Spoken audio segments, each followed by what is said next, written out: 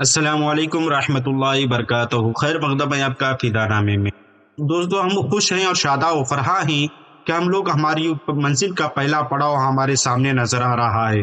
جلد ہی انشاءاللہ ہم 500 علماء صلحاء صوفیاء کا تذکرہ خیر مکمل کرنے جا رہے ہیں۔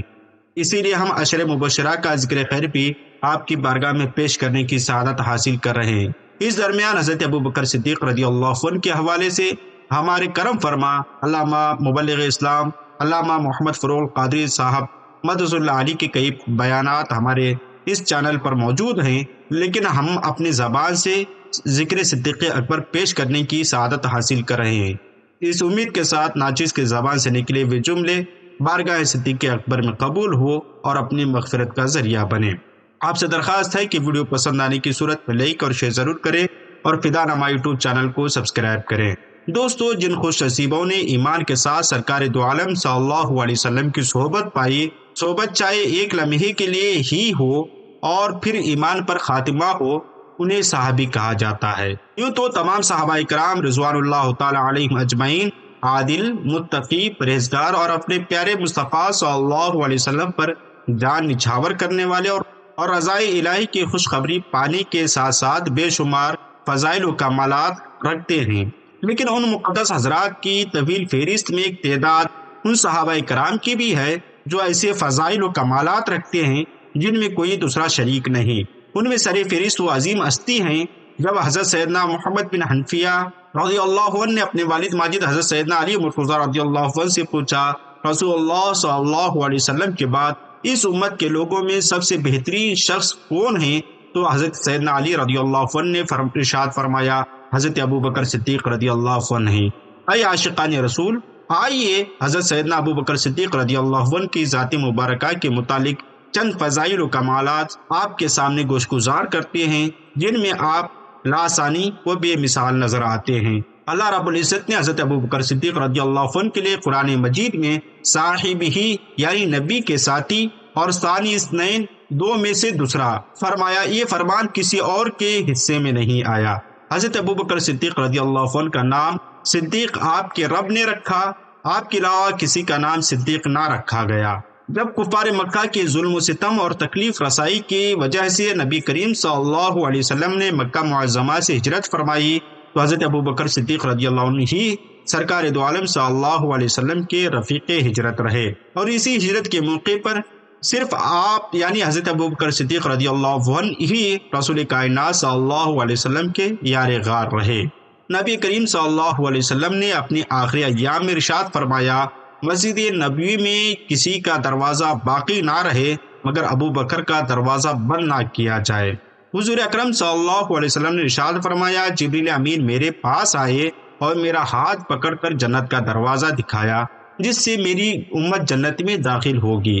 حضرت سیدنا ابوبکر صدیق رضی اللہ عنہ نے عرض کی، یا رسول اللہ، میری یہ خواہش ہے کہ میں بھی اس وقت آپ کے ساتھ ہوتا تاکہ میں بھی اس دروازے کو دیکھ لیتا۔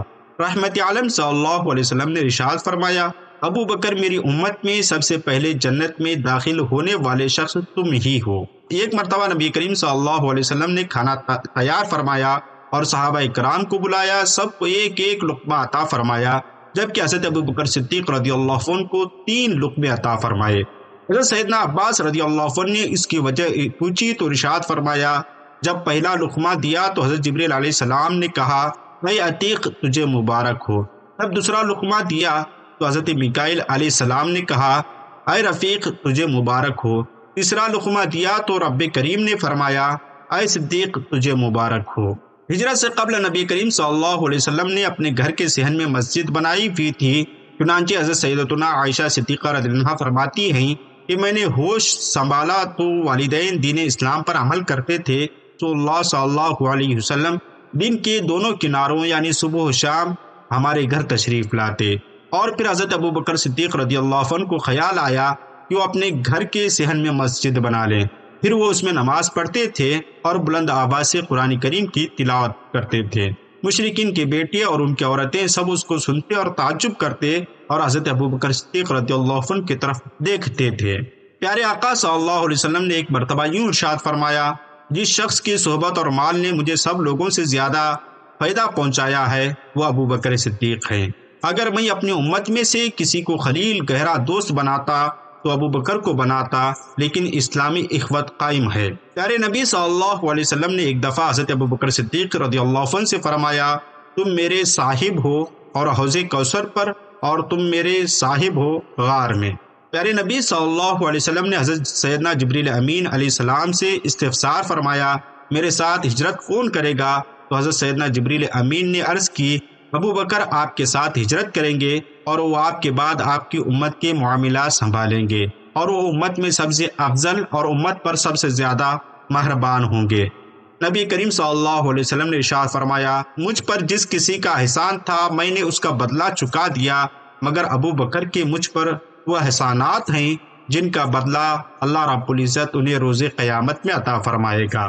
پیارے نبی صلی اللہ علیہ وسلم غار سور میں تشریف لے جانے لگے تو حضرت ابو بکر صدیق رضی اللہ عنہ نے اونٹنی پیش کرتے ہوئے عرض کی، یا رسول اللہ اس پر سوار ہو جائیے۔ پیارے نبی صلی اللہ علیہ وسلم سوار ہو گئے، پھر آپ نے حضرت ابو بکر صدیق رضی اللہ عنہ کی طرف متوجہ ہو کر ارشاد فرمایا، اے ابو بکر، اللہ پاک تمہیں رضوان اکبر عطا فرمائے۔ عرض کی، وہ کیا ہے؟ رسول کائنات صلی اللہ علیہ وسلم نے فرمایا، اللہ پاک تمام بندوں پر عام تجلی اور تم پر خاص تجلی فرمائے گا۔ حضرت ابو بکر صدیق رضی اللہ عنہ کا وصال 22 جمادی الاخری 13 ہجری شب سہ شنبہ یعنی پیر اور منگل کے درمیان کی رات مدینہ منورہ میں مغرب اور عشاء کے درمیان 63 سال کی عمر میں ہوا۔ حضرت سیدنا عمر بن خطاب رضی اللہ عنہ نے نماز جنازہ پڑھائی اور حضرت ابو بکر صدیق کو پیارے نبی صلی اللہ علیہ وسلم کے پہلو میں دفن کیا گیا۔ دوستو، کہا جاتا ہے کہ صحرائے عرب کی چلچلاتی اور سخت دھوپ میں ایک شخص اپنے سر پر چادر ڈالے مدینہ منورہ کی طرف جا رہا ہے۔ راستے میں گدھے پر سوار ایک غلام کو دیکھا تو اس سے کہا کہ گرمی بہت ہے، مجھے اپنے پیچھے سوار کر لو۔ غلام نے اس شخص کو پہچان لیا، فوراً اتر کر عرض کی، آپ اس پر سوار ہو جائیے، مگر اس شخص نے کہا کہ تم سوار ہو جاؤ اور میں تمہارے پیچھے بیٹھوں گا۔ غلام نے پھر عرض کیا، آپ سوار ہو جائیے، میں پیدل چلتا ہوں، مگر وہ شخص نہ مانا۔ بالآخر غلام نے اس شخص کو اپنے پیچھے بٹھا لیا۔ دونوں سوار جب مدینہ المنورہ کی حدود میں داخل ہوئے تو لوگ اس شخص کو حیرت سے دیکھ رہے تھے۔ دوستو، غلام کے پیچھے سوار ہونے والا یہ کوئی عام آدمی نہ تھا، بلکہ یہ وہ عظیم ہستی تھی جس نے کفر و گمراہی کے شہروں میں ہدایت کی شمع روشن کی تھی، قیصر و کسریٰ کے غرور کو خاک میں ملا دیا تھا، جس کے دور حکومت میں 1000 سے زائد شہر فتح ہو گئے تھے، 4000 سے زائد مساجد تعمیر کی گئی۔ یہ محترم شخصیت امام العادلین، غیث المنافقین، امیر المومنین حضرت سیدنا عمر فاروق رضی اللہ عنہ کی ذات مقدسہ ہے۔ دوستو، آج کی اس ویڈیو میں ہم حضرت عمر فاروق رضی اللہ عنہ کے حوالے سے کچھ کہنے کی سعادت حاصل کر رہے ہیں۔ امید ہے کہ ویڈیو پسند آنے کی صورت میں لائک اور شیئر ضرور کریں اور فدا نامہ یوٹیوب چینل کو سبسکرائب کریں۔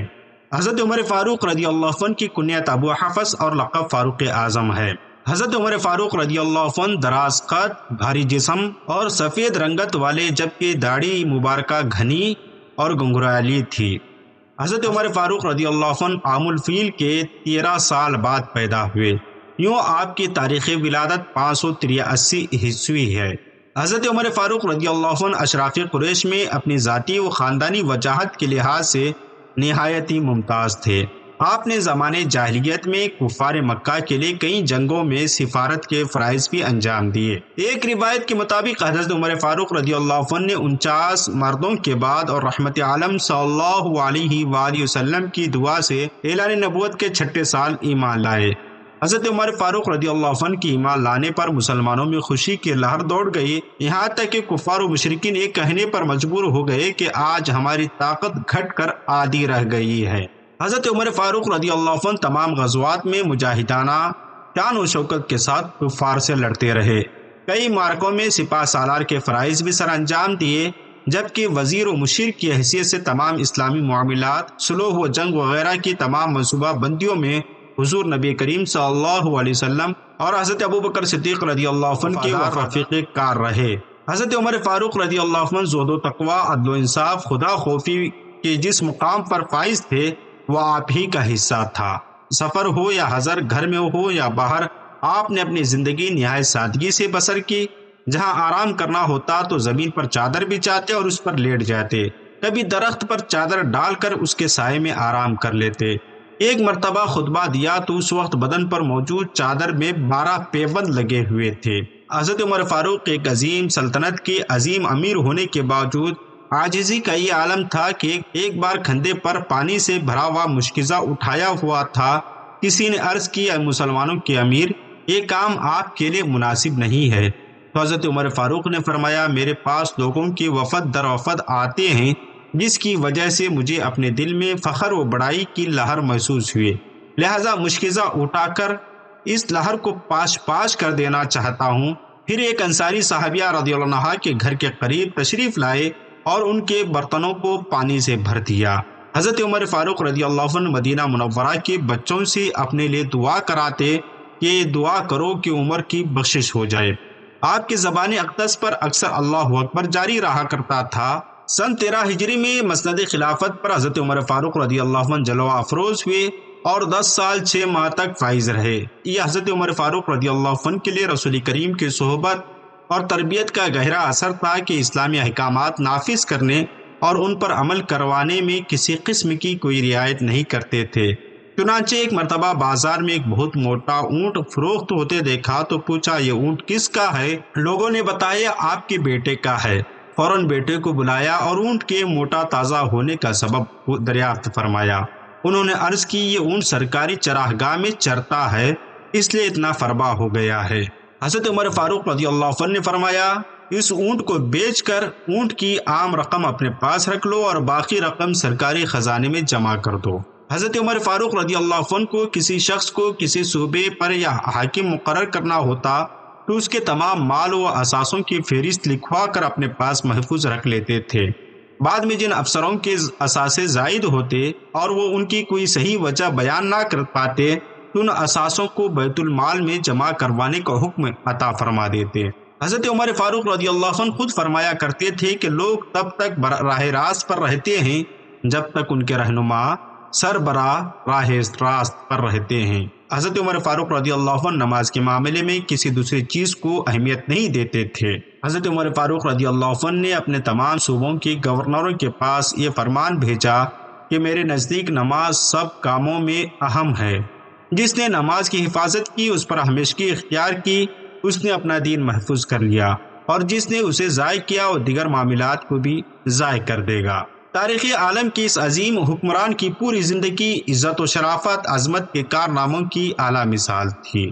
26 ذوالحجہ کی ایک صبح ایک مجوسی غلام ابو لولو فیروز نے آپ پر فجر کی نماز کے دوران قاتلانہ حملہ کیا اور شدید زخمی کر دیا۔ حضرت عمر فاروق رضی اللہ عنہ نے حضرت عبد الرحمن بن عوف رضی اللہ عنہ کو نماز پڑھانے کا حکم دیا۔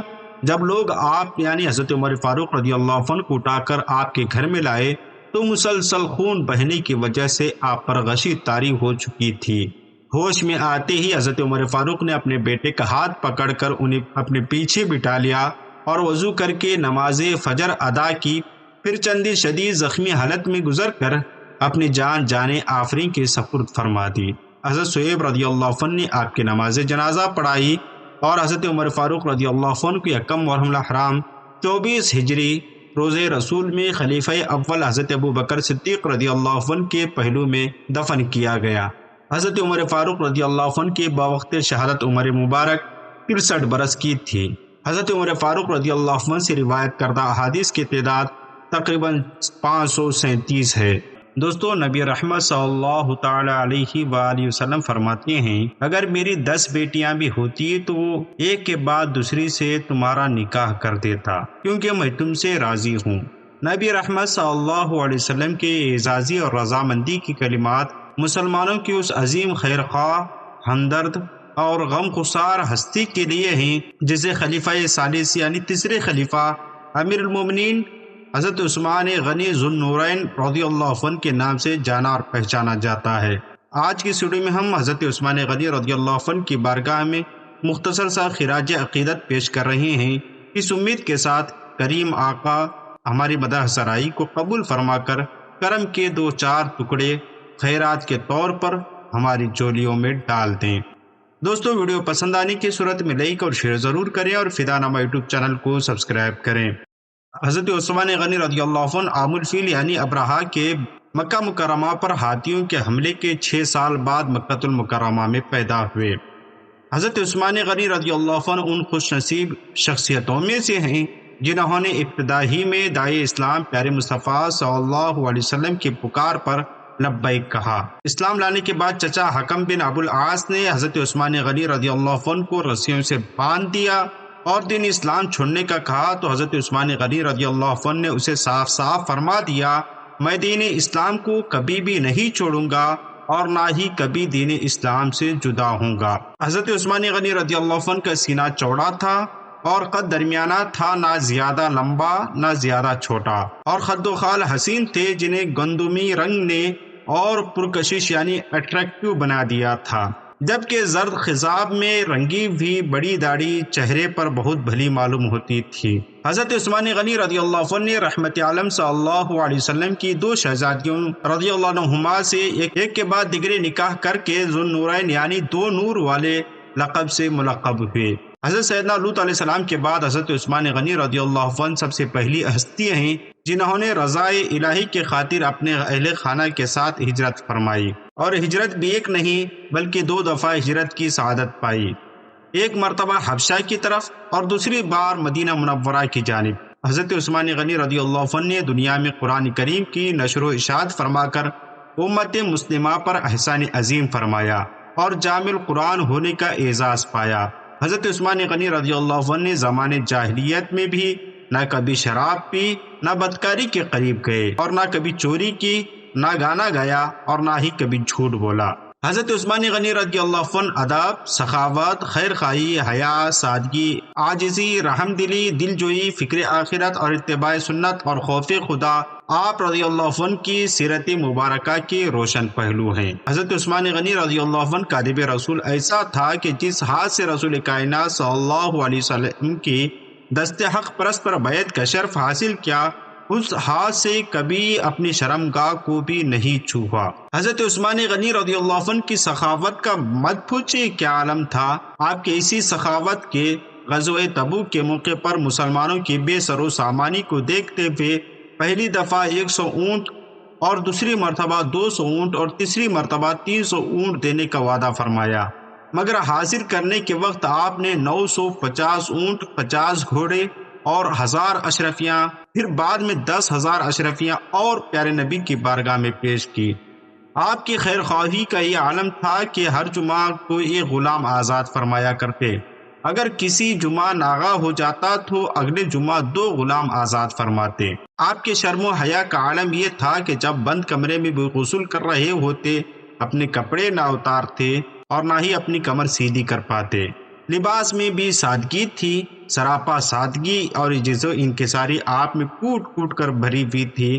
آپ کی سادگی ایسی تھی کہ مال و دولت کی فراوانی کے باوجود جمعہ کے دن ممبر پر خطبہ دیتے ہوئے بھی 4-5 درہم کا معمولی سا تہبند جسم کی زینت بنا ہوتا۔ آپ کی کھانے میں سادگی کا یہ عالم تھا کہ لوگوں کو امیروں والا کھانا کھلاتے اور خود گھر جا کر سرکہ اور زیتون پر گزارا فرما لیتے۔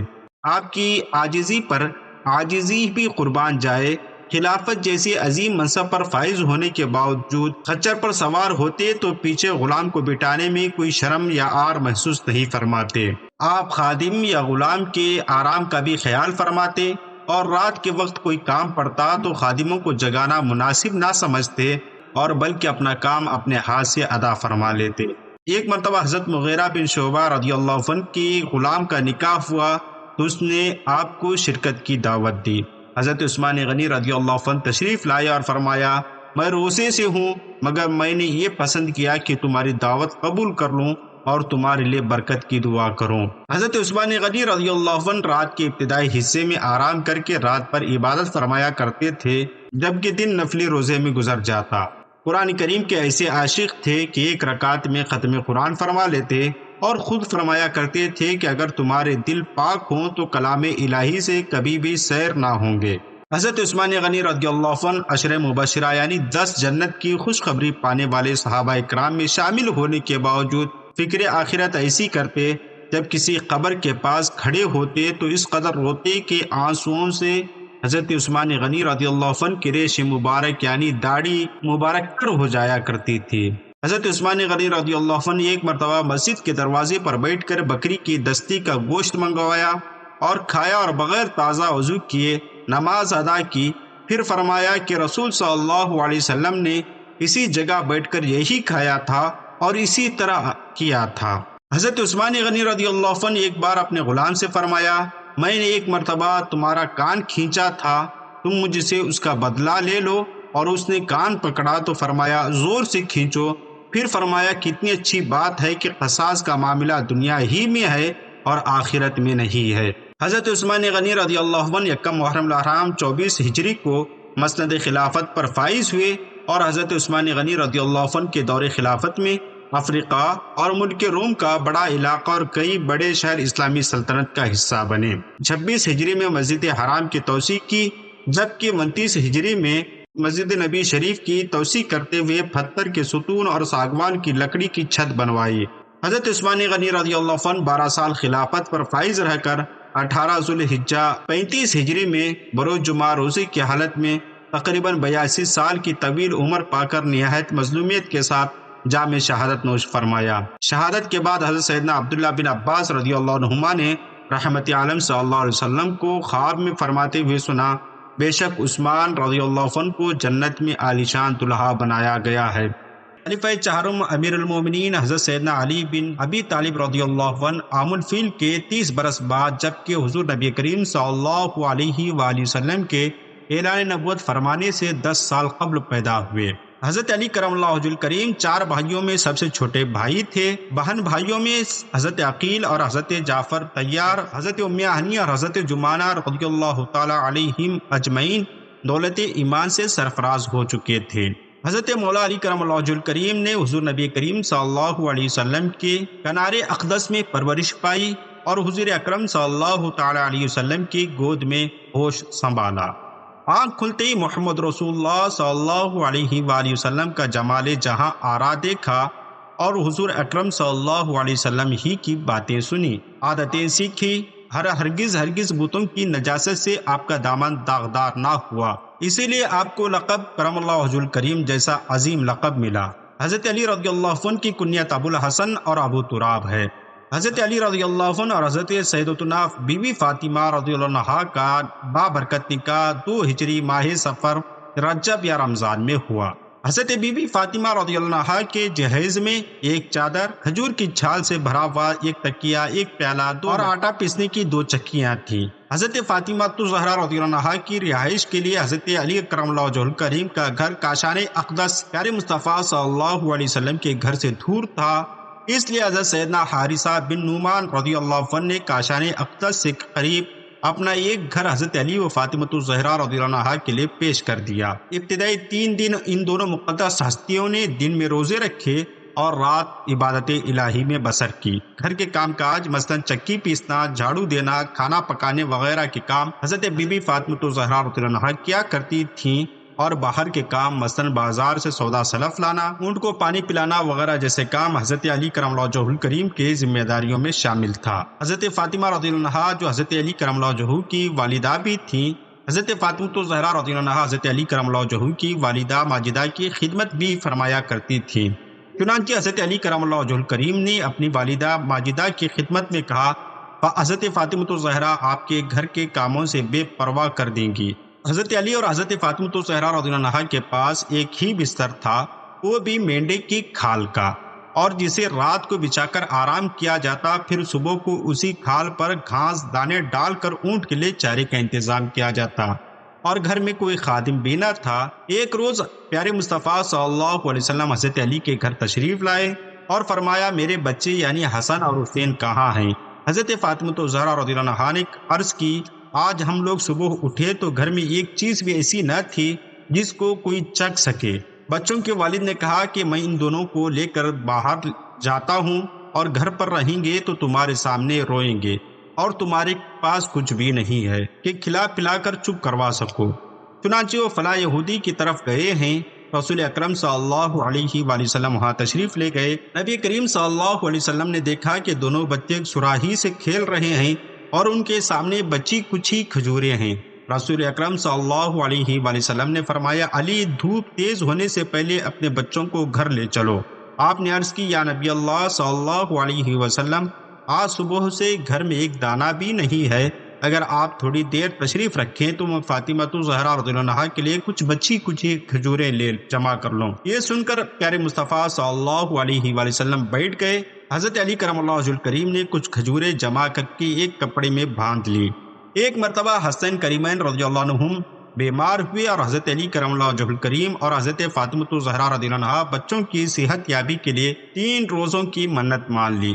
اللہ تعالیٰ نے صحت دی اور منت پوری کرنے کا وقت آیا تو روزے رکھ لیے گئے۔ حضرت علی کرم اللہ وجہہ الکریم ایک یہودی سے کچھ کلو جو لائے۔ حضرت خاتون جنت رضی اللہ عنہا نے تینوں دن پکایا، لیکن جب افطار کا وقت آیا اور روٹیاں سامنے رکھی تو ایک روز مسکین، ایک روز یتیم، ایک روز قیدی آ گیا اور تینوں روز یہ سب روٹیاں ان لوگوں کو دے دی گئی اور گھر والوں نے صرف پانی سے افطار کیا اور اگلا روزہ رکھ لیا۔ امیر المومنین حضرت علی کرم اللہ وجہہ الکریم کے پاس ایک مرتبہ عید الاضحیٰ کے دن کچھ مہمان تشریف لائے تو حضرت علی نے انہیں خزیرہ پیش کیا۔ یہ دیکھ کر انہوں نے کہا، اللہ تعالیٰ آپ کا بھلا کرے، آپ ہمیں مرغا بھی کھلائیے۔ حضرت علی نے ارشاد فرمایا، اللہ کے رسول صلی اللہ علیہ وسلم نے فرمایا ہے، خلیفہ کے لیے اللہ کے مال سے صرف 2 ہی برتن حلال ہیں، ایک وہ جس میں خلیفہ اور اس کے گھر والے کھائیں، اور دوسرا وہ برتن جسے وہ لوگوں کے سامنے رکھے۔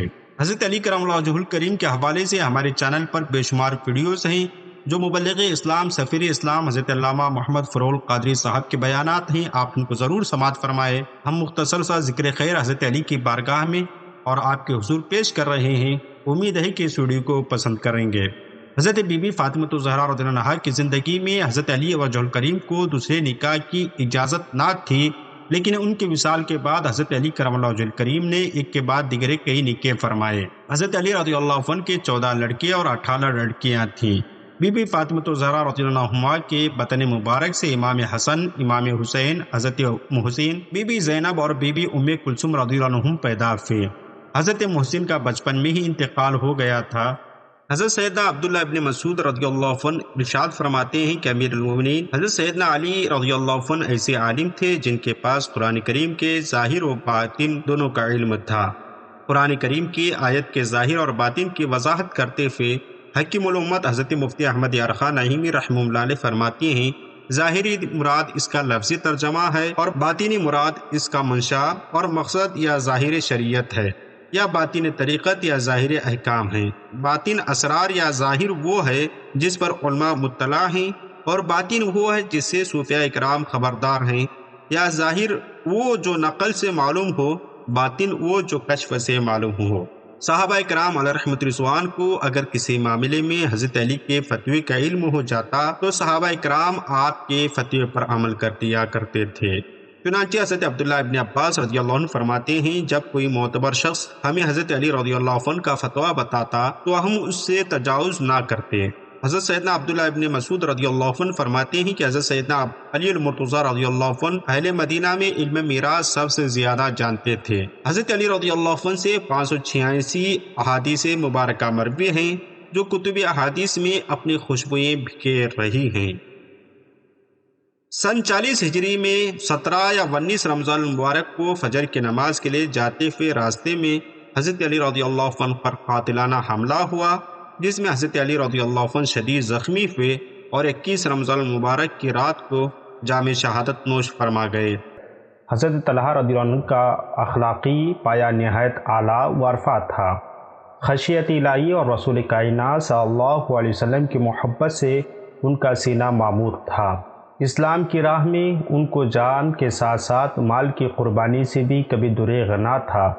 چنانچہ انہوں نے نظر مانی تھی کہ غزوات کے مصارف کے لیے اپنا سرمایہ راہ خدا میں خرچ کریں گے۔ اس نظر کو انہوں نے بہت خوبصورتی سے ادا کیا۔ قرآن پاک میں ان کی مدح میں ایک آیت کریمہ نازل ہوئی، اس کا اردو مفہوم کچھ یوں ہے جو سورہ احزاب کی آیت نمبر 23 ہے۔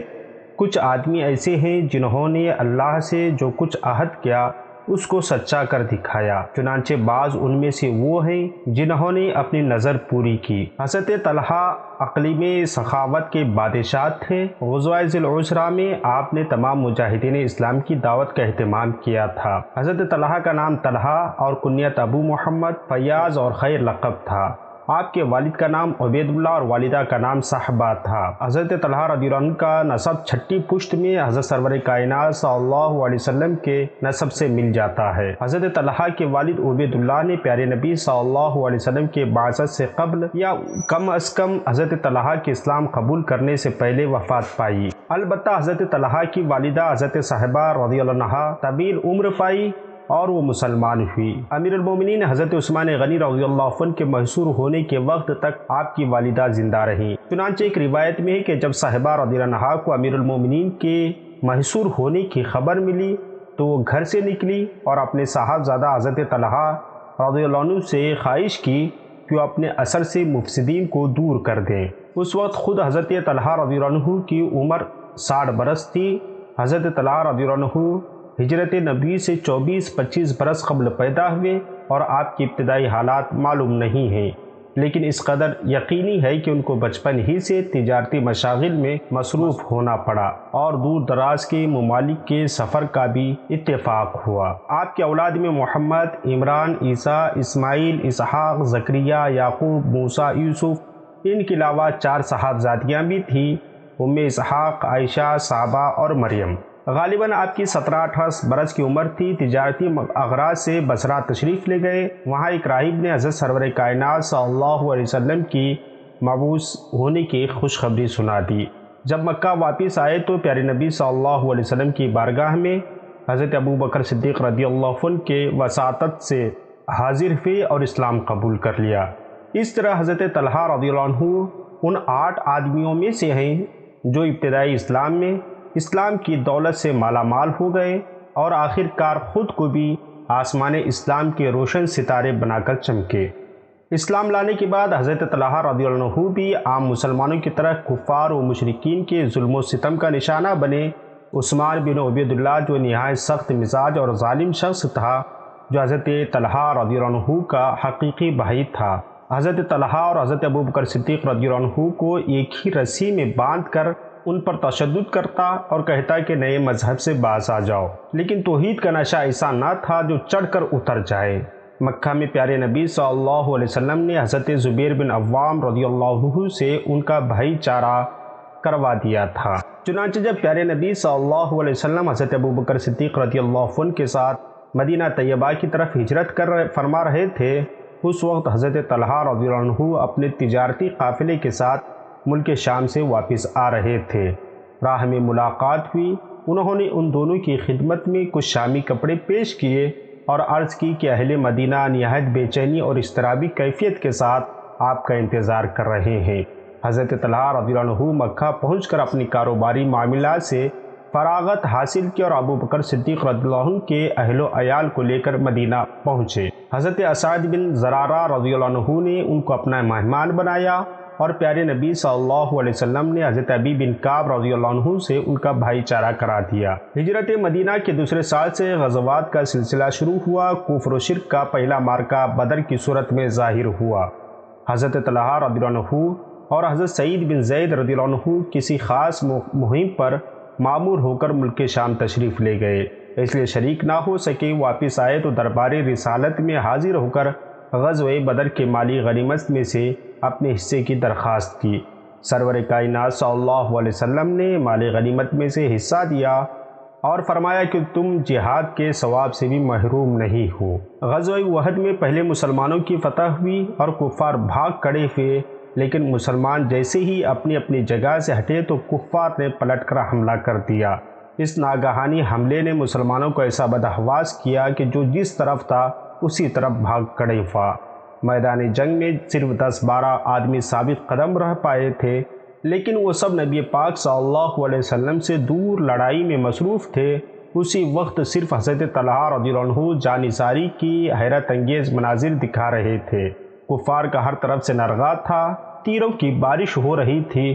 اس نازک وقت میں تیروں کی بھوچاڑ کو ہتھیلی پر روکنا اور تلواروں اور نیزے کے سامنے اپنے سینے کو ڈھال بنا دینا اور پھر اسی حال میں کفر کا نرغہ زیادہ ہو جانا، تو شیر کی طرح حملہ کرنا اور دشمن کو پیچھے ہٹا دینا، یہ سب حضرت طلحہ رضی اللہ عنہ اکیلے کر رہے تھے۔ ایک بدبخت نے جب نبی رحمت صلی اللہ علیہ وسلم پر تلوار سے وار کیا تو حضرت طلحہ رضی اللہ عنہ نے اپنے ہاتھ سے اس وار کو روکا، جس سے حضرت طلحہ رضی اللہ عنہ کی انگلیاں شہید ہو گئی۔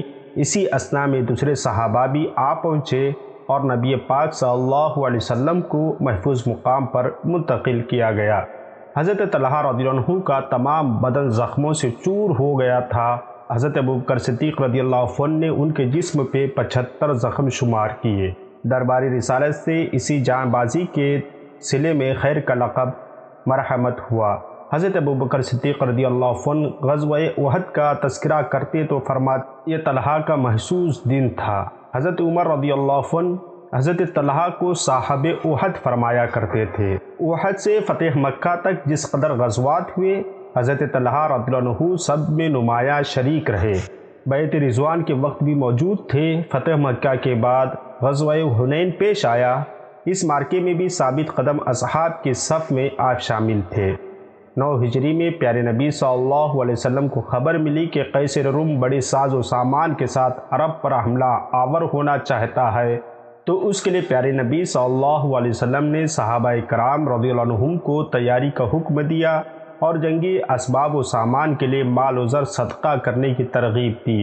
حضرت طلحہ رضی اللہ عنہ اس موقع پر بڑی رقم پیش کی اور بارگاہ رسالت سے فیاض کا لقب حاصل کیا۔ اور 10 ہجری میں رسول کائنات صلی اللہ علیہ وسلم نے جب آخری حج کیا تو حضرت طلحہ رضی اللہ عنہ بھی اس قافلے میں شریک تھے۔ جب حضرت ابوبکر صدیق رضی اللہ عنہ کی خلافت پر اتفاق ہوا تو حضرت طلحہ رضی اللہ عنہ نے بھی کچھ دنوں کے بعد بیعت کی اور مختلف امور میں رائے اور مشورے کے لحاظ سے جانشین رسول صلی اللہ علیہ وسلم کے ہمیشہ دست و بازو ثابت ہوئے۔ حضرت عمر فاروق رضی اللہ عنہ کے دور میں بھی مجلس شورا کے ایک رکن کی حیثیت سے انہوں نے ہمیشہ حضرت عمر فاروق رضی اللہ عنہ کی اعانت فرمائی، اختلافی مسائل میں ساتھ دیا اور اہم امور میں نہایت مخلصانہ مشورے دیے۔ امیر المومنین حضرت عمر فاروق رضی اللہ عنہ نے عہد خلافت کے لیے 6 آدمیوں کا نام پیش کیا تھا، ان میں حضرت طلحہ کا نام بھی شامل تھا، لیکن انہوں نے نہایت فراخ دلی کے ساتھ حضرت عثمان غنی رضی اللہ عنہ کو اپنے اوپر ترجیح دی اور ان کا نام اس منصب کے لیے پیش کیا۔ چنانچہ حضرت عبد الرحمن بن عوف رضی اللہ عنہ کی کوشش اور حضرت طلحہ رضی اللہ عنہ کی تائید سے حضرت عثمان غنی رضی اللہ عنہ خلیفہ منتخب ہوئے۔ بے شمار قربانیاں دینے کے بعد حضرت طلحہ رضی اللہ عنہ یوں ہی ہمیشہ دین متین کی خدمت کرتے رہے اور عشق مصطفیٰ صلی اللہ علیہ وسلم سے ان کا سینہ مالا مال رہا۔ ایک جنگ کے موقع پر جب مسلمانوں میں جنگ ہو رہی تھی تو حضرت طلحہ رضی اللہ عنہ تمام مسلمانوں کو جنگ سے روک رہے تھے۔ جب حضرت طلحہ رضی اللہ عنہ لوگوں کو روکتے رہے، اسی اثناء میں زہر میں بھجا ہوا ایک تیر کہیں سے آ کر ان کے پیر میں لگا، جس سے ان کا بہت سا خون ضائع ہو گیا اور اسی سے وہ شہید ہو گئے۔ حضرت طلحہ رضی اللہ عنہ 62 یا 64 برس کی عمر میں شہادت حاصل کی اور اسی میدان جنگ کے کسی گوشے میں مدفون ہوئے، لیکن یہ زمین نشیب تھی اس لیے پانی میں ڈوبی رہتی تھی۔ روایات میں آتا ہے کہ ایک شخص نے مسلسل 3 دفعہ حضرت طلحہ رضی اللہ عنہ کو خواب میں دیکھا تھا، وہ اپنی لاش کو اس قبر سے منتقل کرنے کی ہدایت فرما رہے ہیں۔ حضرت عبداللہ ابن عباس رضی اللہ عنہما نے خواب کا حال سنا تو حضرت ابوبکر رضی اللہ عنہ صحابی کا مکان 10,000 درہم میں خرید کر ان کی لاش کو اس میں منتقل کر دیا۔ دیکھنے والوں کا بیان ہے کہ اتنے دنوں کے بعد بھی جسم بالکل محفوظ تھا اور یہاں تک کہ آنکھوں میں جو کافور لگایا گیا تھا وہ بھی بے عینی ہی موجود تھا۔ آپ کا مزار پرانوار بصرہ عراق میں ہے، جس کی تصاویر ہم آپ کو دکھا رہے ہیں۔ حضرت زبیر بن عوام رضی اللہ عنہ بڑے عالم، حد سے زیادہ شجاع اور دلیر اور مستقل مزاج اور مساوات پسند تھے۔ تاجر ہونے کی وجہ سے آپ کے پاس کافی دولت بھی تھی اور آپ صاحب جائیداد بھی تھے۔ ایک مکان کوفہ میں، ایک مصر میں، 2 بصرہ میں اور 11 مکان مدینہ منورہ میں تھے۔ اس کے علاوہ زمین، باغات بھی تھے۔ اس کے باوجود بہت سادہ لباس پہنتے اور سادہ غذا تناول کرتے، البتہ میدان جنگ میں ہمیشہ اعلیٰ قسم اور عمدہ ریشمی لباس پہن کر جاتے۔ آپ کا شمار رسول صلی اللہ علیہ وآلہ وسلم کے ان 10 صحابہ میں ہوتا ہے جنہیں رسول کائنات صلی اللہ علیہ وسلم نے نام لے کر جنتی ہونے کی بشارت دی۔ آپ کا اسم گرامی زبیر کنیت ابو عبداللہ، لقب الحواری رسول اللہ، اور آپ نبی کریم صلی اللہ علیہ وآلہ وسلم کے پھوپھیزاد بھائی اور حضرت ابو بکر صدیق رضی اللہ عنہ کے داماد تھے۔ ہجرت سے 28 سال قبل پیدا ہوئے اور 16 برس کی عمر میں اسلام قبول کر لیا۔ پہلے حبشہ پھر مدینہ منورہ کی طرف ہجرت کی اور جنگ بدر میں بڑی جانبازی سے لڑے اور دیگر غزوات میں بھی بڑی شجاعت دکھائی۔ فتح مکہ کے روز رسول صلی اللہ علیہ وسلم کے ذاتی دستے کے علمدار تھے۔ جنگ فسطاط میں حضرت عمر فاروق رضی اللہ عنہ نے 4 افسروں کی معیت میں 4000 مجاہدین کی کمک مصر روانہ کی۔ ان میں سے ایک افسر حضرت زبیر بن عوام رضی اللہ عنہ بھی تھے، اور اس جنگ کی فتح کا صحرا بھی آپ کے سر رہا۔ جنگ جمل میں حضرت علی اور حضرت حسن رضی اللہ عنہ کے مخالفین کے ساتھ شامل ہوئے، لیکن جلد ہی رسول اللہ کی ایک پیشن گوئی کو یاد کر کے آپ نے اس جنگ سے علیحدگی اختیار کی، جس پر ایک شخص جرموز نامی نے آپ کو نماز کی حالت میں شہید کر دیا۔ رسول صلی اللہ علیہ وسلم سے قربت رکھنے کے باعث بے شمار احادیث جانتے تھے، لیکن بہت کم بیان کر سکے۔ مروجہ کتب احادیث میں بعض احادیث آپ سے مروی ہیں۔ آپ کے والد گرامی کا نام عوام اور والدہ کا نام صفیہ تھا، اور حضرت صفیہ حضور نبی کریم صلی اللہ علیہ وسلم کی پھوپھی تھی، اس لیے آپ حضور صلی اللہ علیہ وسلم کے پھوپھیزاد بھائی ہوئے۔ اس کے علاوہ حضرت زبیر بن عوام رضی اللہ عنہ حضرت ام المومنین حضرت خدیجۃ الکبریٰ رضی اللہ عنہ کے حقیقی بھتیجی بھی تھے، اور حضرت صدیق اکبر رضی اللہ عنہ کے داماد ہونے کے سبب سے پیارے نبی صلی اللہ علیہ وسلم کی حمزوالفیانی ساڑو بھی ہوئے۔ اس طرح ذات نبی صلی اللہ علیہ وسلم کے ساتھ ان کی متعدد نسبتیں تھیں۔ حضرت زبیر بن عوام رضی اللہ عنہ ہجرت نبی سے 28 سال قبل پیدا ہوئے۔ بچپن کے حالات بہت کم معلوم ہو سکے ہیں، لیکن اس قدر یقینی ہے کہ ان کی والدہ حضرت صفیہ رضی اللہ عنہا نے ابتدا ہی سے ان کی ایسی تربیت فرمائی تھی کہ وہ جوان ہو کر ایک اعلیٰ حوصلہ، بہادر، اولو العزم مرد ثابت ہوئے۔ چنانچہ وہ اپنے بچپن میں انہیں مار پیٹ کرتی اور سخت سے سخت محنت و مشقت کا کام کا عادی بناتی تھی۔ حضرت صفیہ رضی اللہ عنہا کے ذکر خیر کے وقت ہم ان تمام باتوں کو عرض کر چکے ہیں۔ حضرت زبیر بن عوام رضی اللہ عنہ نے مختلف اوقات میں متعدد شادیاں کی اور کثرت سے اولاد ہوئی۔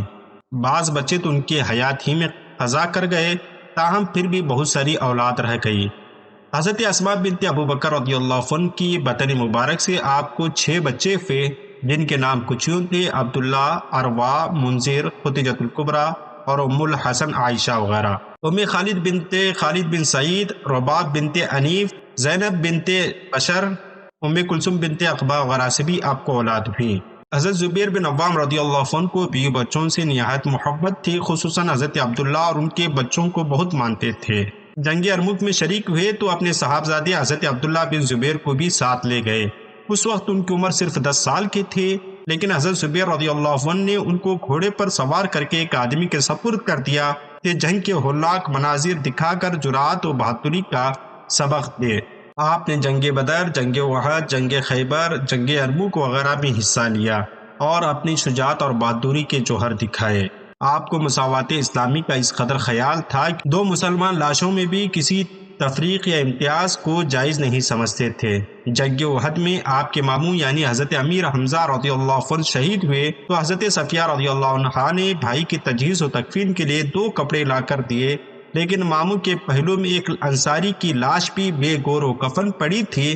دل نے گوارا نہ کیا ایک کے لیے 2 کپڑے ہو، دوسرا بے کفن رہے۔ غرض تقسیم کرنے کے لیے دونوں ٹکڑوں کو ناپا، اتفاق سے چھوٹا بڑا نکلا، قرار ڈال کر تقسیم کیا کہ اس میں بھی کسی طرح کی ترجیح نہ پائی جائے۔ حضرت زبیر بن عوام رضی اللہ عنہ خطرات کے متعلق پرواہ نہیں کرتے تھے، موت کا خوف کبھی ان کے عزم و ارادے میں حائل بھی نہیں ہوا۔ اسکندریہ کے محاصرے نے طول کھنچا تو سیڑھی لگا کر قلعہ پر چڑھ دوڑے۔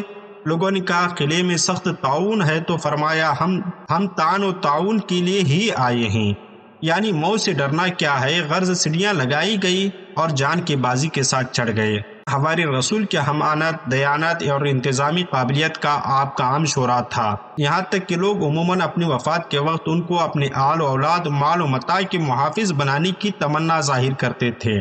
فیاضی، سخاوت اور راہ خدا میں خرچ کرنے میں پیش رہے، حضرت زبیر بن عوام رضی اللہ عنہ کے پاس 1000 غلام تھے، روزانہ اجرت پر کام کر کے بیش قرار رقم لاتے تھے، لیکن انہوں نے اس میں سے بھی ایک ہبہ بھی کبھی اپنی ذات یا اپنے اہل و عیال پر صرف کرنا پسند نہ کیا، بلکہ جو کچھ آیا اسی وقت صدقہ کر دیا۔ غرض ایک پیغمبر کے حواری میں جو بھی خوبیاں ہو سکتی تھیں، حضرت زبیر کی ذات والا صفات میں وہ ایک ایک کر کے سب موجود تھیں۔ حضرت زبیر بن عوام رضی اللہ عنہ جنگ جمل میں حضرت علی اور حضرت امام حسن رضی اللہ عنہ کے مخالفین کے ساتھ شامل ہوئے، لیکن جلد ہی رسول صلی اللہ علیہ وسلم کی پیشن گوئی کو یاد کر کے آپ نے اس جنگ سے علیحدگی اختیار فرمائی، جس پر مخالفین حضرت علی میں سے ایک شخص ابن جرموز نامی نے نماز میں آپ کو شہید کر دیا۔ حضرت عبد الرحمن بن عوف رضی اللہ عنہ ان عظیم شخصیتوں میں سے ہیں جنہیں رسول کائنات صلی اللہ علیہ وآلہ وسلم نے دنیا ہی میں جنت کی بشارت عنایت فرمائی۔ رسول اللہ صلی اللہ علیہ وآلہ وسلم کی صحبت نے حضرت عبد الرحمن بن عوف کے سینے کو فضل و کمال کے علمی جوہر سے مالا مال کر دیا۔ وہ انہوں نے دوسرے کبار صحابہ کرام کی طرح حادثیں بہت کم روایت کی ہیں، تاہم خلفائے راشدین کو بہت اہم ضروری موقعوں پر اپنی معلومات سے فائدہ پہنچایا ہے۔ چنانچہ حضرت ابو بکر صدیق رضی اللہ عنہ کی خلافت میں جب رسول اللہ صلی اللہ علیہ وسلم کی وراثت کا جھگڑا چڑھا تو انہوں نے بلند آہنگی کے ساتھ اس حدیث کی تصدیق کی کہ رسول کائنات صلی اللہ علیہ وآلہ وسلم کی متروکہ میں وراثت نہیں ہے۔ اسی طرح حضرت عمر فاروق رضی اللہ عنہ کے عہد میں جب ایران فتح ہوا اور انہیں فکر تامنگیر ہوئی کہ آتش پرستوں کے ساتھ کیا سلوک ہونا چاہیے، تو اس وقت حضرت عبد الرحمن بن عوف رضی اللہ عنہ نے اس عقدے کو حل کیا اور بیان کیا کہ حضور نبی کریم صلی اللہ علیہ وسلم نے ان کے ساتھ اہل کتاب کی روش اختیار کی اور انہیں ذمی قرار دیا۔ 18 ہجری میں امواس میں طاعون پھیلا اور حضرت عمر رضی اللہ عنہ نے صحابہ کرام سے بلا کر دریافت کیا کہ طاعون زدہ مقام سے ہٹنا جائز ہے یا نہیں، تو کوئی اس کا قطعی جواب نہ دے سکے۔ حضرت عبد الرحمن بن عوف رضی اللہ عنہ اس وقت وہاں موجود نہ تھے، لیکن جب انہیں خبر ملی تو انہوں نے حاضر ہو کر کہا، میں نے رسول صلی اللہ علیہ وآلہ وسلم سے سنا ہے کہ جہاں طاعون ہو وہاں نہ جاؤ، اگر تم پہلے سے طاعون زدہ مقام میں ہو تو وہاں سے نہ ہٹو۔ خدا تبارک و تعالیٰ نے حضرت عبد الرحمن بن عوف کو اصابت رائے اور دور اندیشی کا نہایت وافر حصہ عطا فرمایا تھا۔ چنانچہ حضرت عمر فاروق رضی اللہ عنہ نے اپنی وفات کے وقت مستحقین خلافت پر ریمارک کرتے ہوئے فرمایا تھا کہ عبد الرحمن نہایت صاحب الرائے، ہوشمند اور سلیم الطبع ہیں۔ ان کی رائے کو غور سے سننا اور انتخاب میں مخالفت پیدا ہو جائے تو جس طرف عبد الرحمن ہو ان کا ساتھ دینا۔ حضرت عمر کی رائے صرف حسن ظن ہی نہیں بلکہ درینہ تجربات پر مبنی تھی۔ چنانچہ حضرت عبد الرحمن بن عوف نے خلافت کی گرہ کو جس خوبی کے ساتھ سلجھایا وہ ان کی تجربہ کاری اور ہوش مندی کی نہایت بیان شہادت ہے۔ حضرت عبد الرحمن بن عوف رضی اللہ عنہ کا دامن فضل و کمال اور اخلاقی جوہر پاروں سے مالا مال تھا، خصوصاً خوف خدا، حب رسول، صدق و وفا، فیاضی اور انفاق فی سبیل اللہ ان کے نہایت درخشاں اوصاف تھے۔ حضرت عبد الرحمن بن عوف رضی اللہ عنہ کا اسم گرامی عبد الرحمن، کنیت ابو محمد، اور والد کا نام عوف اور والدہ کا نام شفا تھا۔ یہ دونوں زہری خاندان سے تعلق رکھتے تھے۔ حضرت عبد الرحمن رضی اللہ عنہ کا اصل نام عبد عمر تھا۔ یہاں ایمان لائے تو رسول کائنات صلی اللہ علیہ وسلم نے آپ کا نام بدل کر عبد الرحمن رکھا۔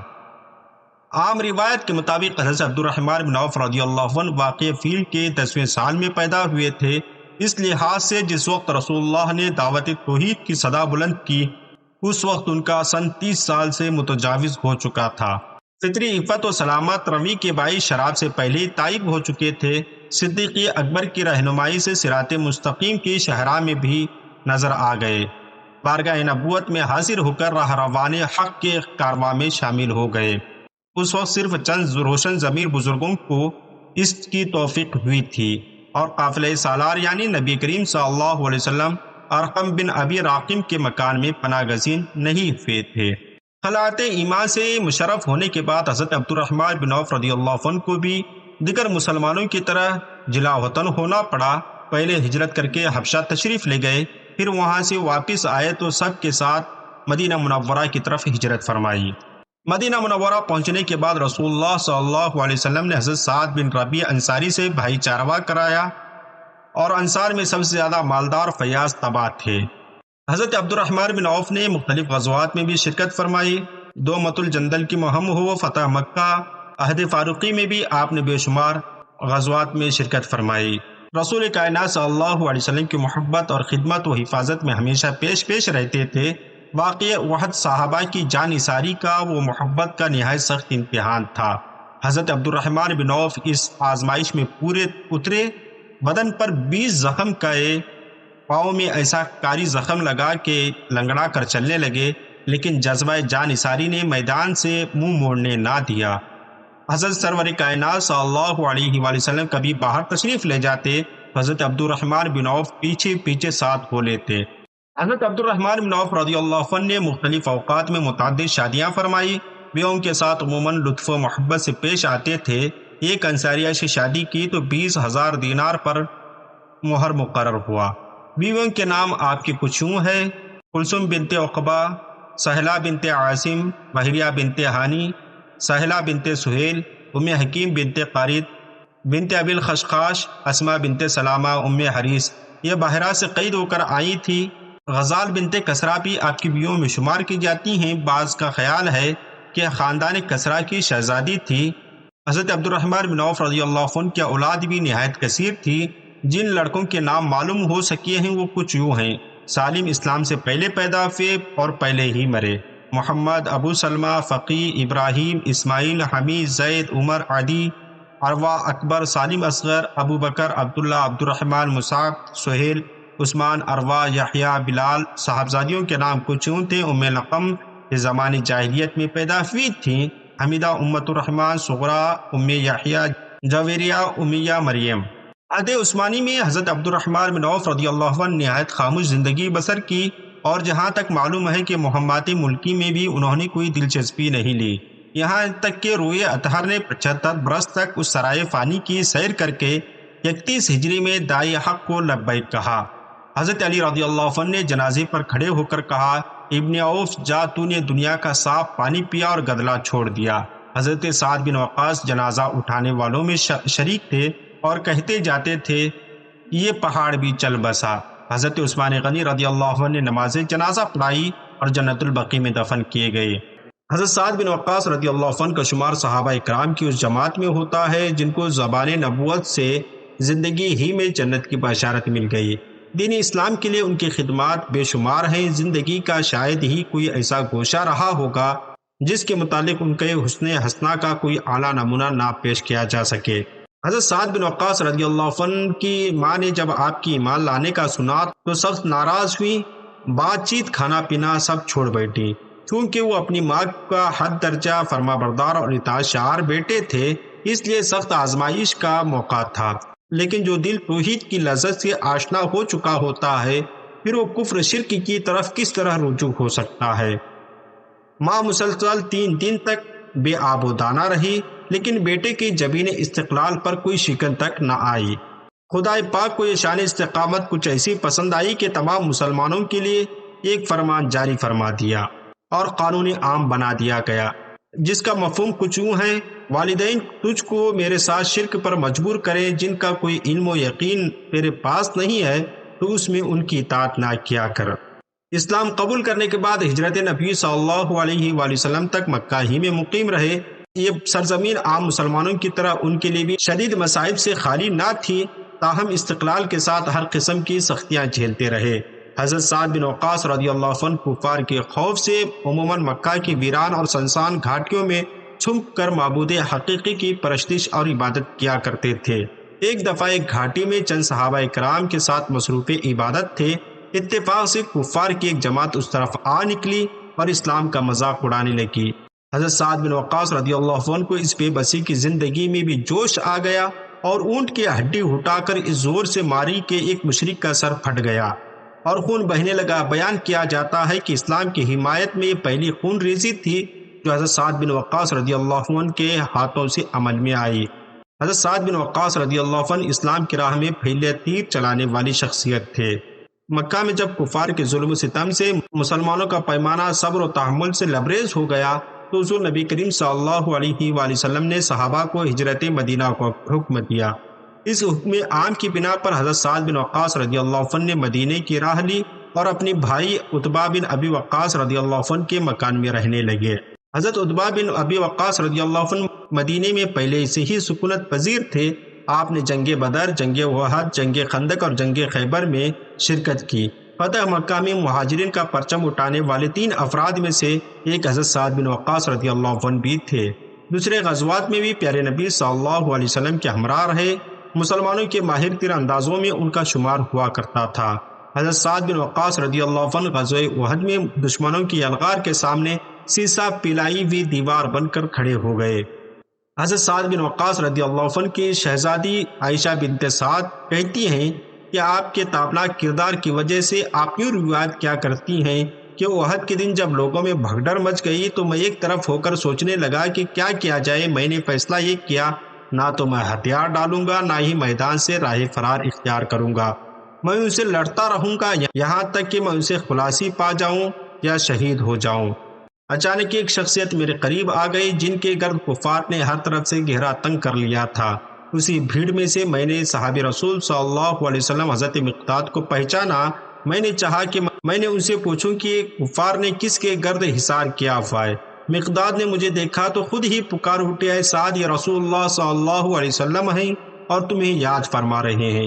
یہ سن کر میں کھڑا ہوا، مجھے یوں محسوس ہوا کہ مجھے نئی زندگی مل گئی ہے۔ میرے رگ و پے میں توانائی کی نئی لہر دوڑ گئی اور مجھے کسی درد کا احساس بھی نہ رہا، کسی زخم کا خیال بھی نہ رہا۔ میں فوراً حاضر خدمت ہوا۔ حضور نبی کریم صلی اللہ علیہ وسلم نے مجھے اپنے سامنے بٹھا لیا اور میں دشمنوں پر تیر چلانے لگا۔ جب میں کوئی تیر چلاتا تو کہتا، اے اللہ، یہ تیرا تیر ہے، اسے اپنے دشمن کے سینے میں پیوست فرما۔ جب میری زبان سے یہ نکلتا تو حوصلہ افزائی کے خوگر پیغمبر اسلام صلی اللہ علیہ وسلم ارشاد فرماتے، اے اللہ، سعد کی دعا قبول فرما، اے اللہ، سعد کا تیر نشانے پر لگے۔ پھر فرماتے، واہ واہ سعد، میرا باپ اور میری ماں تجھ پر قربان ہو۔ میں جب بھی تیر چلاتا سرکار دو عالم صلی اللہ علیہ وسلم مجھے دعاؤں سے نوازتے۔ جب میرے تیرکش کے تمام تیر ختم ہو گئے تو نبی کریم صلی اللہ علیہ وسلم نے اپنے تیرکش کے تیر نکال کر مجھے عنایت فرمائے۔ امام ذہبی کہتے ہیں کہ اس روز حضرت سعد بن وقاص رضی اللہ عنہ نے 1000 تیر لشکر کفار پر برسائے۔ سیدنا علی مرتضیٰ رضی اللہ عنہ فرماتے ہیں کہ حضور نبی کریم صلی اللہ علیہ وسلم نے دعا و تحسین میں کسی کے لیے اپنے ماں باپ کی ذکر کو جمع نہیں کیا۔ علاوہ غزوہ احد سے فتح مکہ تک جس قدر مارکے پیش آئے، حضرت سعد بن وقاص رضی اللہ عنہ بہادری و جان بازی کے ساتھ سب میں پیش رہے۔ پھر 10 ہجری میں سرور کائنات صلی اللہ علیہ وآلہ وسلم نے حجت الوداع کا قصد فرمایا تو حضرت سعد بن وقاص رضی اللہ عنہ بھی ہم رکاب تھے، لیکن مکہ پہنچ کر سخت دلیل ہو گئے، یہاں تک کہ نبی کریم صلی اللہ علیہ وسلم عیادت کے لیے تشریف لائے تو زندگی سے مایوس ہو کر عرض کرنے لگے، یا رسول اللہ، میں مالدار آدمی ہوں لیکن ایک لڑکی کی سوا کوئی وارث نہیں ہے، اس لیے اگر اجازت ہو تو اپنا 2 ثلث مال کار خیر میں لگا دوں۔ ارشاد ہوا نہیں، پھر عرض کی 2 ثلث نہیں تو نصف صحیح، حکم ہوا نہیں، صرف 1 ثلث اور یہ بھی بہت ہے۔ تم اپنے وارثوں کو مالدار و توانگر چھوڑ کر جاؤ، وہ لوگوں کے سامنے دستے سوال نہ پھیلاتے پھریں۔ تم جو کچھ بھی خدا کی رضا جوئی کے لیے صرف کرو گے اس کا اجر ملے گا، یہاں تک کہ اپنی بیوی کے منہ میں جو لقمہ ڈالتے ہو اس کا بھی ثواب پاؤ گے۔ حضرت سعد بن وقاص رضی اللہ عنہ کو مدینہ سے اس قدر محبت ہو گئی تھی، مدینے میں ہی مرنا پسند فرمایا کرتے تھے۔ بیماری جس قدر طول کھینچی جاتی تھی اسی قدر بے قراری بڑھ جاتی تھی۔ رسول اللہ صلی اللہ علیہ وآلہ وسلم نے اشکبار دیکھ کر پوچھا، روتے کیوں ہو؟ عرض کی، معلوم ہوتا ہے کہ اسی سرزمین کی خاک نصیب ہوگی جس کو خدا رسول صلی اللہ علیہ وسلم کی محبت میں ہمیشہ کے لیے ترک کر چکا تھا۔ نبی کریم صلی اللہ علیہ وسلم نے تشفی دیتے ہوئے ارشاد ان کے قلب پر ہاتھ رکھ کر 3 دفعہ دعا فرمائی، جس کا مفہوم کچھ یوں تھا، اے خدا سعد کو صحت دے، اے خدا سعد کو صحت دے۔ دعا قبول ہوئی اور وہ صحیح اور تندرست ہوئے۔ ساتھ ہی یہ بشارت سنائی کہ حضرت سعد بن وقاص رضی اللہ عنہ اس وقت تک نہ مرو گے جب تک تم میں سے ایک قوم کو نقصان اور دوسری قوم کو نفع نہ پہنچے۔ یہ پیشن گوئی عجمی فتوحات کے ذریعے پوری ہوئی جن میں عجم قوم نے آپ کے ہاتھوں سے نقصان اور عرب قوم نے فائدہ اٹھایا۔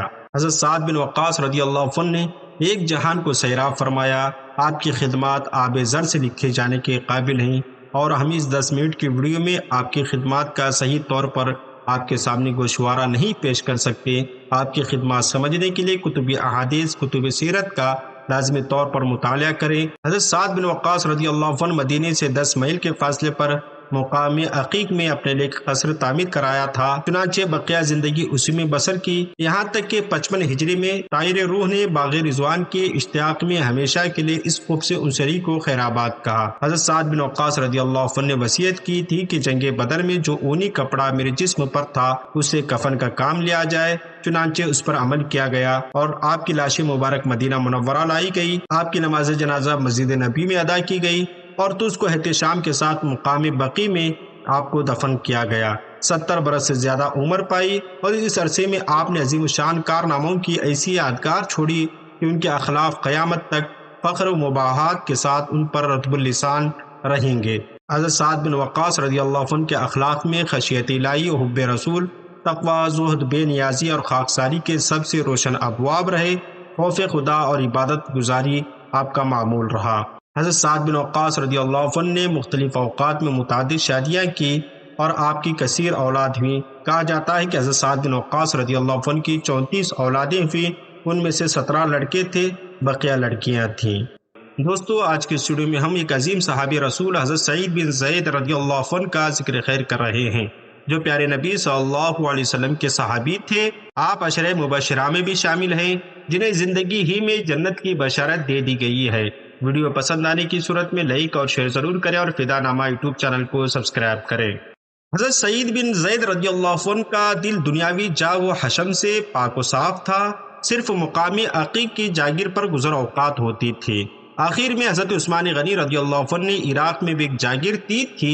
حضرت امیر معاویہ رضی اللہ عنہ کے عہد میں عروی نامی ایک عورت نے جس کی زمین ان کی جاگیر سے ملی ہوئی تھی، مدینے کے عامل مروان بن حکم کے دربار میں شکایت کی کہ انہوں نے اس کی کچھ زمین دبا لی ہے۔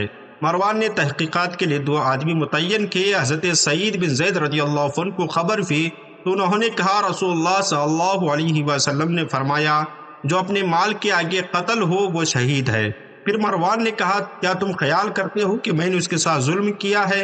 حالانکہ میں نے رسول اللہ صلی اللہ علیہ وآلہ وسلم سے سنا ہے کہ اگر کوئی شخص کسی کی ایک بالش زمین بھی ظلم و زبردستی سے لے گا تو ویسی 7 زمینیں قیامت میں اس کے گلے کا ہار ہوں گی۔ مروان نے قسم کھانے کو کہا تو یہ اپنی زمین سے باز آ گئے اور اس عورت کے حق میں صرف اتنا کہا، اے خدا، اگر یہ جھوٹی ہے تو اندھی ہو کر مرے اور اس کے گھر کا کنواں خود اس کے لیے قبر بنے۔ خدا کی قدرت کے جملوں کا تیر ٹھیک نشانے پر لگا۔ وہ عورت بہت جلد اندھی ہوئی، وہ عورت بہت جلد بصارت کی نعمت سے محروم ہو گئی اور ایک روز گھر کے کنویں میں گر کر اس دنیا سے رخصت ہو گئی۔ یہ واقعہ اہل مدینہ کے لیے ضرب المثل بن گیا۔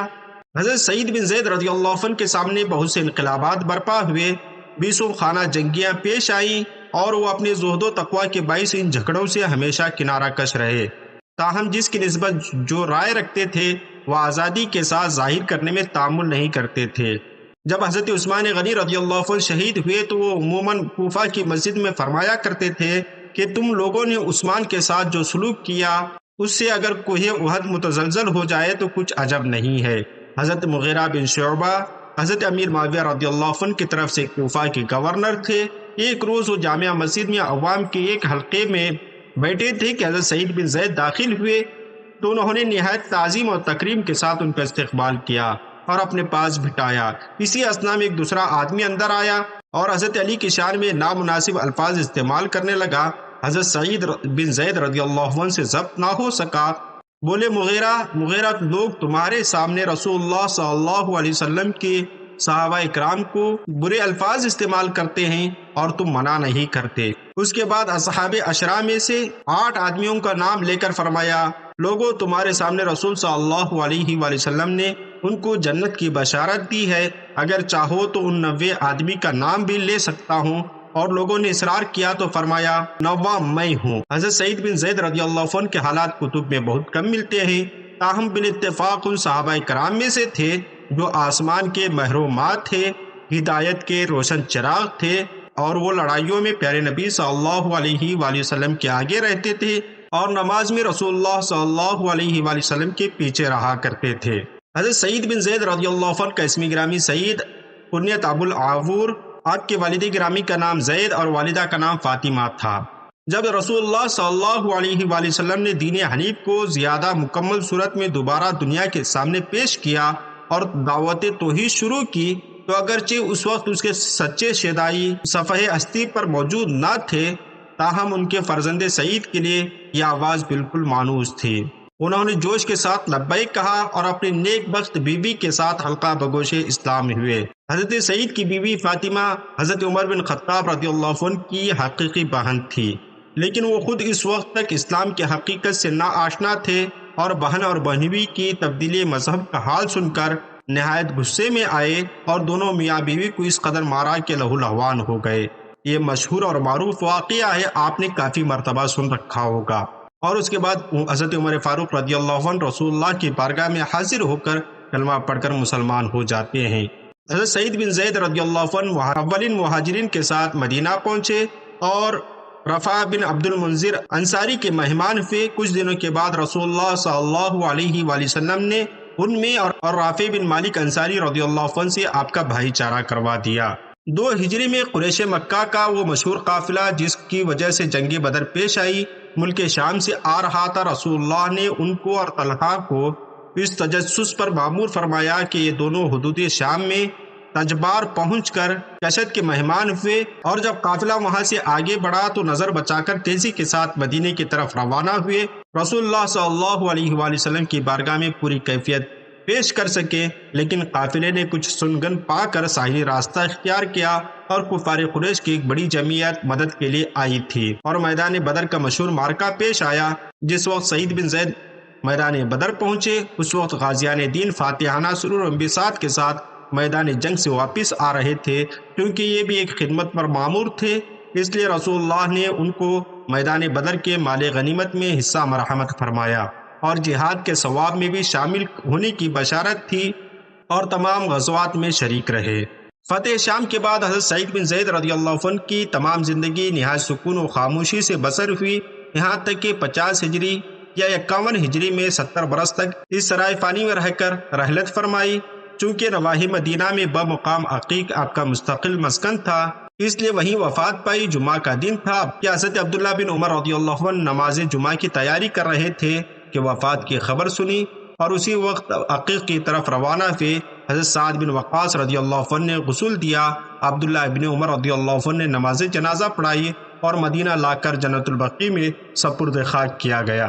حضرت سعید بن زید رضی اللہ عنہ نے مختلف اوقات میں متعدد شادیاں فرمائی۔ آپ کی بیویوں کے نام کچھ یوں تھے: فاطمہ ام الجمیل، جلیسہ بنت سوید، امامہ، حزمہ بنت قیس، ام الاسود، زمغ، ام خالد، بشیر بنت ابی مسعود انصاری۔ ان بیویوں نیز لونڈیوں کے بطن مبارک سے آپ کو کثیر اولاد ہوئی، لیکن ان میں سے اکثر لاولد ہوئے۔ جن لڑکے اور لڑکیوں کے نام معلوم ہو سکے وہ کچھ یوں ہیں: عبد الرحمن اکبر، عبد الرحمن اصغر، عبداللہ اکبر، عبداللہ اصغر، عمر اکبر، عمر اصغر، محمد، اسود، زید، طلحہ، خالد، ابراہیم اکبر، ابراہیم اصغر۔ آپ کی بیٹیوں کے نام کچھ یوں تھے: عاتقہ، ام موسیٰ، ام الحسن، ام سلمہ، ام حبیب کبریٰ، ام حبیب صغریٰ، ام زید کبریٰ، ام زید صغریٰ، ام سعید، ام سلمہ، حفصہ، ام خالد، عائشہ، زینب، ام عبدالعلا، ام صالح وغیرہ۔ تو آج کے اسٹوڈیو میں ہم حضرت ابو عبیدہ بن جراح رضی اللہ عنہ کا ذکر خیر کر رہے ہیں، جو صحابہ رسول ہیں، جو عشرہ مبشرہ میں شامل ہیں۔ اس امید کے ساتھ ویڈیو پسند آنے کی صورت میں لائک اور شیئر ضرور کریں اور فدا نامہ یوٹیوب چینل کو سبسکرائب کریں۔ حضرت ابو عبیدہ رضی اللہ عنہ کے اخلاق میں خدا ترسی، اتباع سنت، تقوی، زہد، تواضع، مساوات اور ترحم کے ابواب نہایت روشن ہیں۔ خوف خدا کا یہ عالم تھا کہ محض معمولی واقعات ان کے لیے سرمایہ عبرت بن جایا کرتے تھے۔ اکثر خدا کی ہیبت و جلالت کو یاد کر کے چشمے پر نم ہو جاتے تھے۔ ایک دفعہ ایک شخص ان کے گھر آیا اور دیکھا کہ آپ زار و قطار ہو رہے ہیں۔ اس نے تعجب کے ساتھ پوچھا: عبیدہ خیر تو ہے؟ یہ رونا دھونا کیسا ہے؟ کہنے لگے کہ روز رسول اللہ صلی اللہ علیہ وسلم نے مسلمانوں کے آئندہ فتوحات اور تمول کا ذکر کرتے ہوئے ارشاد فرمایا، کہا کہ اے عبیدہ، اگر اس وقت تک تمہاری عمر وفا کرے تو تمہارے لیے صرف 3 خادم کافی ہوں گے، ایک خاص تمہاری ذات کے لیے، ایک تمہارے اہل و عیال کے لیے اور ایک سفر میں ساتھ جانے کے لیے۔ اسی طرح سواری کے 3 جانور کافی ہیں، ایک تمہارے لیے، ایک غلام کے لیے، ایک اسباب و سامان کے لیے۔ لیکن اب دیکھتا ہوں کہ میرا گھر غلاموں اور استبل گھوڑوں سے بھرا ہوا ہے، میں رسول اللہ صلی اللہ علیہ وسلم کو کیا منہ دکھاؤں گا؟ رسول اللہ نے فرمایا تھا کہ وہ شخص میرے نزدیک سب سے زیادہ محبوب ہوگا جو اسی حال میں ملے گا جس حال میں میں اسے چھوڑ جاؤں گا۔ ہادی دین کی اطاعت، محبت اور خدمت گزاری میں امین ملت حضرت ابو عبیدہ رضی اللہ عنہ سے زیادہ کون پیش رہتا ہے؟ واقعی بدر میں باپ کو قتل کیا، رسول برحق صلی اللہ علیہ وسلم کی راحت رسانی کے لیے 2 دان شہید کیے۔ غزوہ ذات السلاسل میں حضرت عمر بن عاص رضی اللہ عنہ سے اختلاف ہوا تو اس لیے توقیع اطاعت گلے میں ڈال لیا کہ رسول اللہ صلی اللہ علیہ وسلم نے اتفاق باہمی کی ہدایت کی ہے اور فرمایا کہ میں تمہاری اطاعت نہ کرتا بلکہ فرمان رسول صلی اللہ علیہ وسلم پر گردن جھکاتا ہوں۔ امین ملت حضرت ابو عبیدہ رضی اللہ عنہ کا آخری لمحہ بھی اطاعت رسول میں گزرا۔ شام میں طاعون کی شدت ہوئی تو بڑے بڑے ثابت قدم بزرگوں کے قدم ڈگمگا گئے، لیکن انہوں نے صرف اس وجہ سے ٹلنے کا نام لے لیا کہ رسول اللہ صلی اللہ علیہ وسلم نے اس سے بھاگنے کی ممانعت فرمائی ہے۔ حضرت ابو عبیدہ رضی اللہ عنہ زہد و بے نیازی کے بادشاہ تھے۔ ان کی نظر میں دنیا اور اس کے نعمتیں کا حقیر ذرے سے بھی زیادہ بے وقار تھی۔ حضرت ابو عبیدہ رضی اللہ عنہ کی خاکساری اور تواضع کا یہ عالم تھا کہ انہوں نے باوجود سپہ سالار اعظم ہونے کے جا و حشم سے کبھی سروکار نہیں رکھا۔ رومی سفراء جب بھی کبھی اسلامی لشکرگاہ میں آئے تو انہیں ہمیشہ سردار فوج کی شناخت میں دقت پیش آئی۔ ایک دفعہ ایک رومی قاصد آیا اور وہ یہ دیکھ کر حیران ہو گیا کہ یہاں سب ایک ہی رنگ میں ڈوبے ہوئے ہیں۔ بالآخر اس نے گھبرا کر پوچھا کہ تمہارا سردار کون ہے؟ لوگوں نے حضرت ابو عبیدہ رضی اللہ عنہ کی طرف اشارہ کیا۔ دیکھا تو ایک نہایت معمولی وضع قطع کا ایک عرب فرش خاک پر بیٹھا ہوا ہے۔ مساوات اسلامی کا حد درجہ خیال رکھتے تھے۔ ان کی لشکرگاہ میں ایک عام معمولی مسلمان سپاہی کو بھی وہی عزت حاصل تھی جو ایک بڑے سے بڑے سردار کو ہو سکتی تھی۔ حضرت ابو عبیدہ رضی اللہ عنہ کا اصل نام عامر اور ان کے والد کا نام عبداللہ تھا۔ جابر بن عبد العزہ کی پوتی امیمہ بنت غنم ان کی والدہ تھی۔ جراح بن حلال دادا اور فہر بن مالک بن نصر بن کنانہ ان کے جد امجد تھے، جن کے نام پر ان کا قبیلہ بنو فہر کہلایا۔ یہ قریش ہی کی ایک شاخ تھی۔ وہ اپنی کنیت ابو عبیدہ اور دادا جراح کی نسبت سے زیادہ مشہور ہوئے۔ حضرت ابو عبیدہ رضی اللہ عنہ عمر بن خطاب رضی اللہ عنہ کے ہم عمر تھے۔ قبول اسلام کے وقت ان کی عمر 28 سال تھی۔ سیدنا ابو بکر رضی اللہ عنہ اسلام کی طرف سبقت کرنے والے پہلے مرد تھے۔ اپنے ایمان لانے کے دوسرے روز ہی انہوں نے حضرت ابو عبیدہ رضی اللہ عنہ کو دین ہدایت قبول کرنے کی دعوت دی تو انہوں نے فوراً لبیک کہا۔ حضرت عثمان بن معزون اور عبد الرحمن بن عوف رضی اللہ عنہ بھی اسی وقت نعمت اسلام سے سرفراز ہوئے۔ تب حضور نبی کریم صلی اللہ علیہ وسلم دار ارقم میں منتقل نہ ہوئے تھے۔ حضور نبی کریم صلی اللہ علیہ وسلم فرماتے ہیں کہ انس بن مالک روایت کرتے ہیں کہ نبی کریم صلی اللہ علیہ وسلم نے فرمایا، ہر امت کا ایک امین ہوتا ہے اور ہماری اس امت کا امین ابو عبیدہ بن جراح ہیں۔ ایک بار نجران کے عیسائیوں کا ایک وفد نبی کریم صلی اللہ علیہ وسلم کی خدمت میں حاضر ہوا اور درخواست کی کہ ابو القاسم اپنے صحابہ میں سے کسی امانت دار شخص کو ہمارے ساتھ بھیج دیں تاکہ وہ کچھ مالی جھگڑے نمٹائے۔ آپ نے فرمایا کہ شام کے وقت آئیں، میں آپ کی طرف ایک امانت دار شخص کو بھیجوں گا جو سچا اور پکا امین ہے۔ حضرت عمر بیان کرتے ہیں کہ میں مقررہ وقت سے پہلے مسجد میں پہنچ گیا اور مجھے کبھی کوئی منصب پانے کی اتنی تمنا نہ ہوتی تھی جتنی اس دن تھی، کیونکہ میں آپ کی بیان کردہ صفات کا حامل بننا چاہتا تھا۔ ظہر کی نماز سے فارغ ہونے کے بعد حضور نبی کریم صلی اللہ علیہ وسلم دائیں بائیں دیکھنے لگے۔ میں نبی کریم صلی اللہ علیہ وسلم کے آگے ہونے کی کوشش کر رہا تھا۔ پیارے نبی صلی اللہ علیہ وسلم نے ابو عبیدہ رضی اللہ عنہ کو بھیج دیا اور فرمایا کہ ان کے ساتھ جاؤ اور ان کے باہمی اختلافات میں انصاف کے ساتھ فیصلہ کرو۔ میں نے سوچا یہ فضیلت تو ابو عبیدہ لے گئے۔ اس طرح اہل ایمن نے نبی کریم صلی اللہ علیہ وسلم کے پاس آ کر درخواست کی، ہمارے ساتھ ایسا آدمی بھیجیں جو ہمیں سنت و اسلام سکھائے۔ تب بھی آپ نے حضرت ابو عبیدہ رضی اللہ عنہ کا ہاتھ پکڑ کر فرمایا، یہ اس امت کے امین ہیں۔ حضرت ابو عبیدہ بن جراح رضی اللہ عنہ بڑے دلیر اور قوی تھے۔ تمام غزوات میں وہ نبی کریم صلی اللہ علیہ وسلم کے ساتھ ساتھ رہے۔ جنگ بدر میں انہوں نے بڑی جاموردی دکھائی۔ اب ان کی عمر 21 برس کی تھی۔ کفار قریش ان سے خوف زدہ رہا کرتے تھے، جنگ میں ان سے بچنے کی کوشش کرتے رہے۔ ابو عبیدہ رضی اللہ عنہ کی زندگی کے حوالے سے جاننے کے لیے آپ مختلف کتابوں کو پڑھ سکتے ہیں اور کچھ کتابوں کی ڈاؤن لوڈ لنک ہم ڈسکرپشن میں دے رہے ہیں۔ حضرت ابو عبیدہ رضی اللہ عنہ جابیہ پہنچ کر طاعون میں مبتلا ہوئے اور جب مرض کی شدت ہوئی تو حضرت معاذ بن جبل کو جو ان کے اسلامی بھائی تھے اپنا جانشین مقرر کیا اور لوگوں کو جمع کر کے ایک نہایت مؤثر تقریر فرمائی اور آخر میں فرمایا کہ صاحبو یہ مرض خدا کی رحمت ہے اور تمہارے نبی کریم صلی اللہ علیہ وسلم کی دعوت ہے۔ پہلے بہت سے صلحائے روزگار اس میں جاں بحق ہو گئے ہیں اور اب عبیدہ اپنے خدا کی بارگاہ میں حاضر ہو رہا ہے۔ نماز کا وقت ہوا، جانشین کو اشارہ کیا کہ وہ نماز پڑھائیں، اور ادھر نماز ختم ہوئی اور ادھر راضی برضائے الہی یعنی ابو عبیدہ رضی اللہ عنہ امین الامت نے داعی حق کو لبیک کہا۔ حضرت معاذ بن جبل نے تجہیز و تکفین کا سامان کیا اور حاضرین کے سامنے ایک مؤثر پردرد تقریر فرمائی۔ 58 برس کی عمر میں 18 ہجری میں 58 برس کی عمر میں تاریخ ساز شخصیت مالک حقیقی سے جا ملی اور حضرت ابو عبیدہ نے 58 برس کی عمر پائی اور اس قلیل عرصے میں اپنے حیرت انگیز کارناموں کا منظر دکھا کر 18 ہجری میں اس دنیا سے رخصت ہو گئے۔ ہماری دعا ہے کہ حضرت ابو عبیدہ رضی اللہ عنہ کے صدقے اللہ رب العزت ہماری مغفرت فرمائے۔ ملتے ہیں اگلی ویڈیو میں، تب تک آپ اپنا اور اپنے پیاروں کا خاص خیال رکھیں۔ السلام علیکم۔